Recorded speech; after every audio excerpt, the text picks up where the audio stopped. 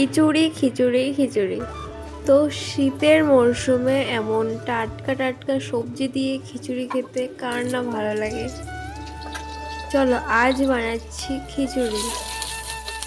যদিও এটা বাঙালির প্রিয় খাবার, তো আমি তো প্রচণ্ড ভালোবাসি খিচুড়ি খেতে। সবজি দিয়ে খিচুড়ি খেতে বড্ড বেশি ভালোবাসি। তো দেখো আজ খিচুড়ি কীভাবে বানাই আমি। সবাই সবার মতন বানাই, বাট আমি আমার মতন বানাচ্ছি।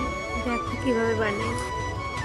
দেখো তোমাদের সাথে কথা বলতে বলতে সবজিগুলো ভাজা হয়ে গেল, যেমন আলু, ফুলকপি, যা যা সবজি ছিল, তারপর বাদাম ভেজে নিয়েছি।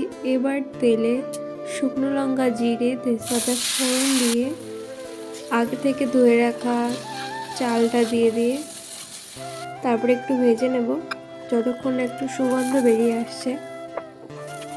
তারপর এখানে জল অ্যাড করা হবে, যতটা পরিমাণে লাগে নিজেদের আইডিয়া মতন দেবে। তারপর এটা ঢেকে রান্না হতে দেব যতক্ষণ না ফুটে ওঠে। তোমরা একটা কথা বলো তো, আমার ভিডিওগুলো কি ভালো লাগে না? কারণ সাবস্ক্রাইবই করো না কেউ। ভিডিওগুলো এতটাই খারাপ হয় যে একটা সাবস্ক্রাইবও করতে চাও না তোমরা। যাই হোক, তারপর দেখো ফুটে উঠলে, খিচুড়িটা ফুটে উঠলে তারপর লবণ হলুদ দিয়ে আগে থেকে ভেজে রাখা সবজিটা দিয়ে নেড়ে তারপর ভেজে রাখা বাদামটা দিয়ে দেবো।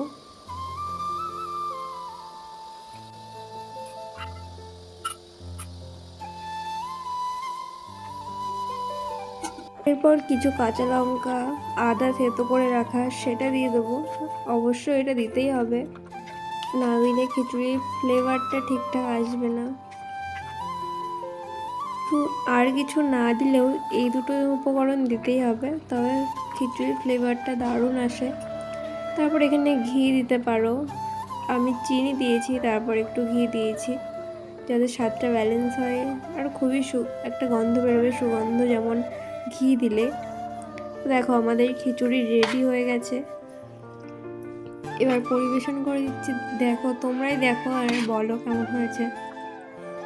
তো আবার পরে কোনো ভিডিওতে কথা বলবো। তো টাটা, আজকের মতো তোমরা ট্রাই করো বাড়িতে।